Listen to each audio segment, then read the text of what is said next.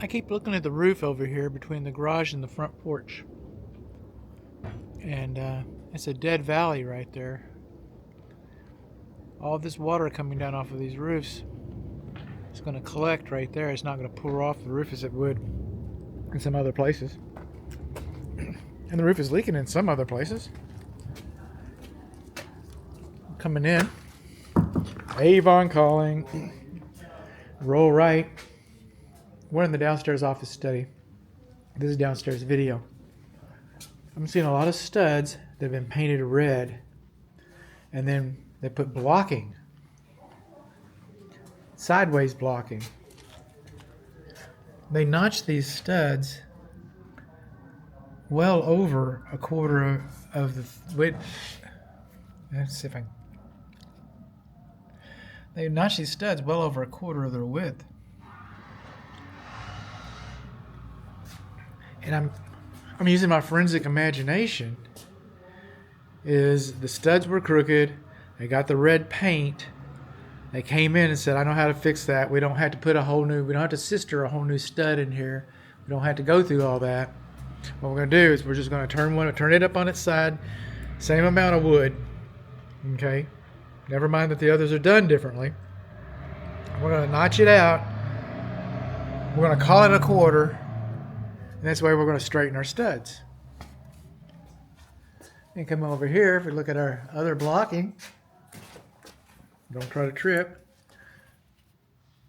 Wait a minute. That button's not intuitive. But look at this blocking right in here. Look how crazy that is. That's not good. And then coming over here, see this blocking? Look at the gaps. Come over here. Look at the gaps on the blocking. Okay.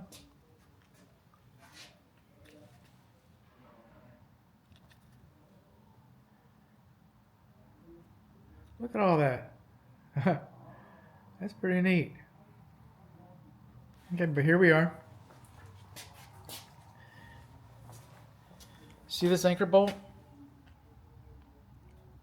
It's less than the middle. They even notched the stud out so they could put an anchor bolt in there. See that? They even notched the stud out so they could put an anchor bolt in there. But they put it out here. Your anchor bolts are supposed to be in the middle third.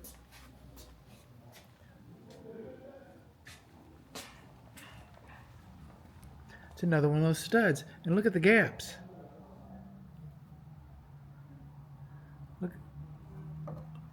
Look at the gaps. You can shine your light right through it. Okay? This is the media room.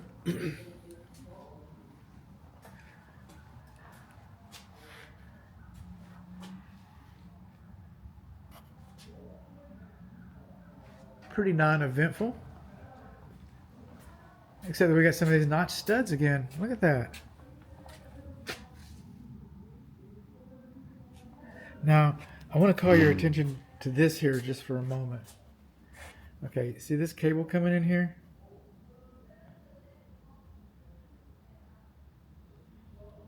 It's got a loop on it. See this cable over here? It doesn't have a loop on it. I need to straighten you out a little bit. Okay. This is so when you take the box out, you can change, you can change a box, you can change a receptacle, you can change stuff. You're supposed to have a loop before your boxes.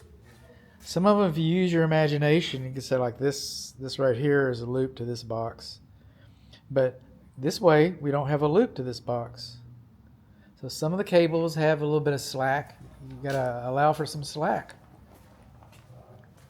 Jumping over a guest bathroom. Again, all these have been painted red. We put all these studs in here. Is that more than a quarter? I think it is. Okay. Rolling on out. See this loop? This is the way they're supposed to look. That might be a UV charger. EV charger, not a UV charger. Okay, rolling on around.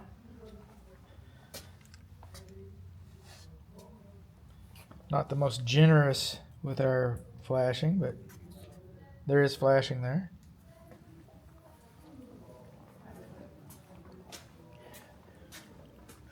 Now, home inspectors are required to render opinions about foundations. And that doesn't make us engineers, even though some of us might use some engineering equipment. I think a home inspector should stay in his lane. I really do. So I come in with a zip level and I measure it, and I've got two guidelines I'm looking for. No more than 1 inch of floor height elevation differential within 30 feet, and no more than 2 inches of floor height elevation differential overall. And I'm getting, what am I getting? Let me get my notes out. And not much. I don't get one within 20 feet, within 30 feet. Overall, I'm getting 1.2 inches. That's nothing. Especially on a nice big footprint like this. Primary bedroom is through there. And it's the highest part. And then coming over here into the study and the media room. But right in here is the lowest part.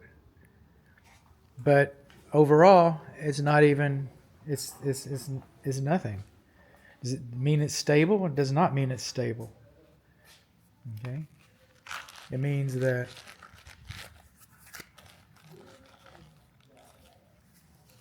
it's a level. Coming on along, looking at our exterior walls. This is our kitchen island.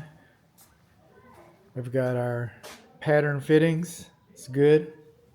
I like pattern fittings. I prefer them. Refrigerator connection. Okay.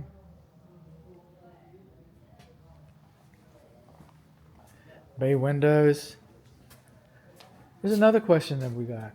Because we're question askers. Okay. This is where the wire for the fireplace should have been. Okay, I get that. I was reading some red text. But look inside of here. You know what that is? That's plumbing. Inside the capillary. Now, I'm reading the manual, and it doesn't say anything about putting plumbing through the chase or not. Through the fireplace chase. It doesn't say anything about it. We come in here, all of our plumbing's in our wall. Then we come over here, for whatever reason, we come out, and we put our plumbing in the fireplace chase. The only thing I can read in the instruction manual is that if you were to put a sprinkler system, if a fire suppression sprinkler system was required in this chase, then that unit would have to be heat rated.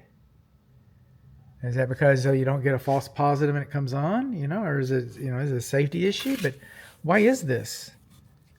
I think the code inspector or the engineer on record or somebody needs to speak to that. Moving on along, because we're movers. More anchor bolts in the outside third. They're supposed to be on the inside third. Outside third, outside third. Here's another one. Stud's warped. Push it over, notch it out. Stick this little sucker in here. We got it. Well, maybe that's blocking. Well, it might be blocking.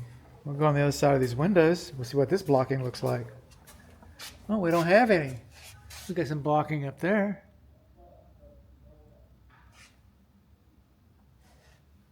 Okay. Moving on along.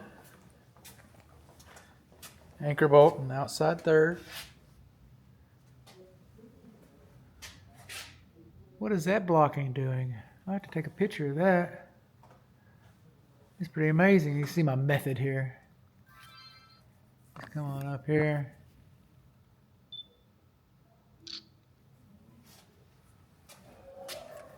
Yeah, we do. Now we've got a whole video on this door, so we can speak to that. with another video. We're rolling on out. We're coming back inside of here. More anchor bolts.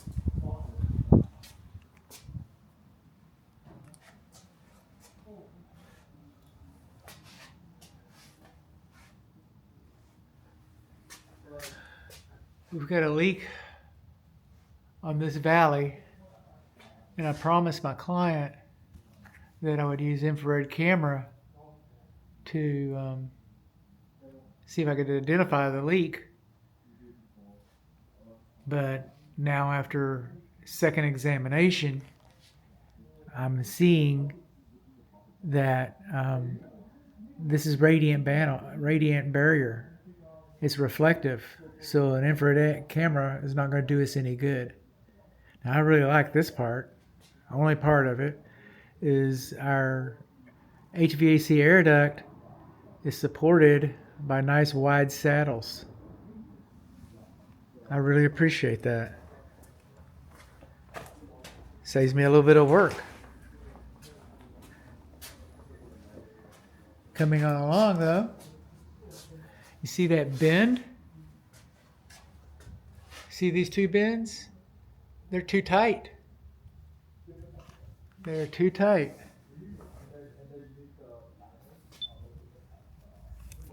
It's not the way they're supposed to go.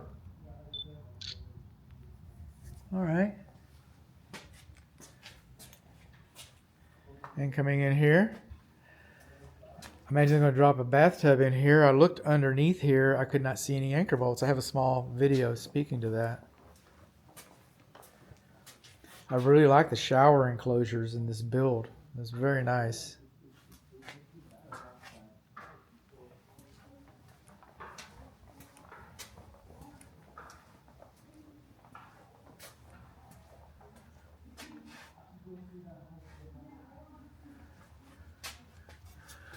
We got over notching on our stairway. I'm going to get some pink paint out.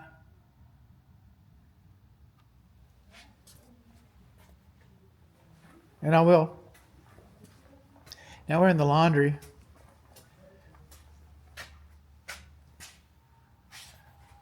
Air duct is not supposed to be in direct contact. Wait a minute. It's so counterintuitive. Air duct is not supposed to be in direct contact with plumbing. It can cause condensation. Air duct is not supposed to be in direct contact with bathroom vent fans. Air duct's not supposed to be in direct contact with that. Not supposed to be in direct contact. Not supposed to be, not supposed to be, not supposed to be. Even two fans. Okay, we got two fan ducts. Where are you?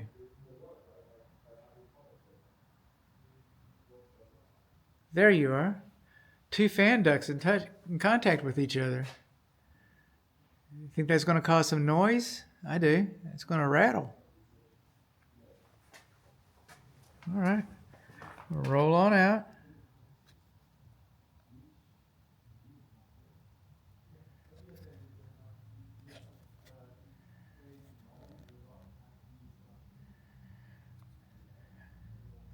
Operating this thing is like backing a trailer. Came on in. This is the main water shutoff valve to the house.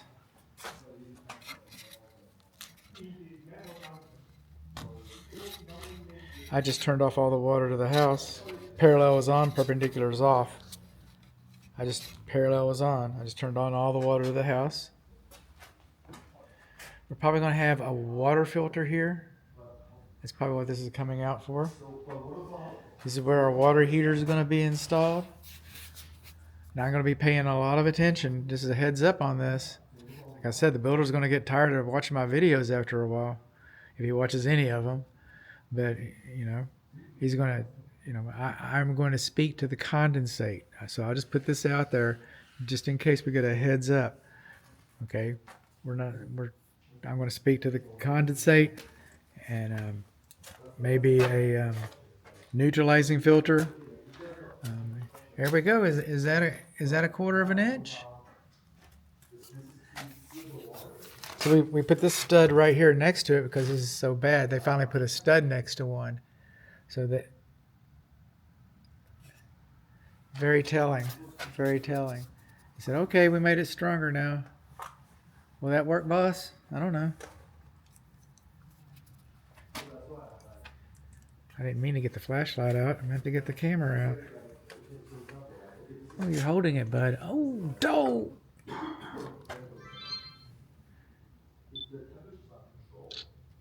Is that meta or what? Coming on along.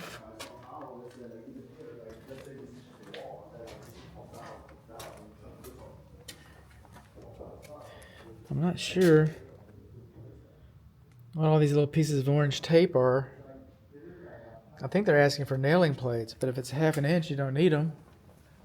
But you know what? If the code inspector wants them to put a nailing plate there, or somebody else wants them to put a nailing plate there, you know, a nailing plate will not hurt. Just not sure it's required.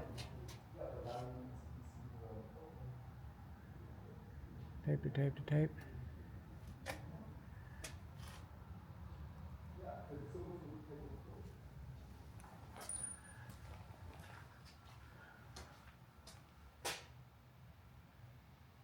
Okay. There we go.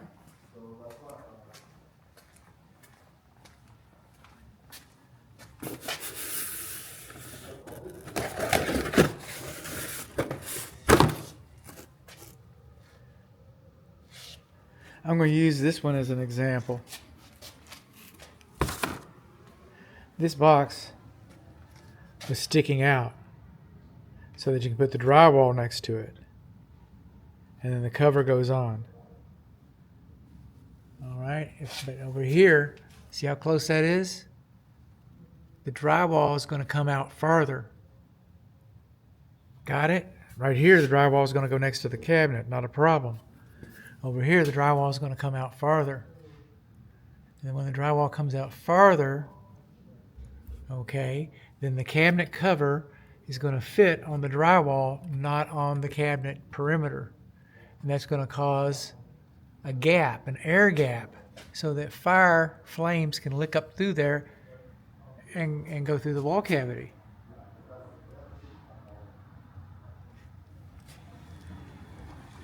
I'm going to be looking for that.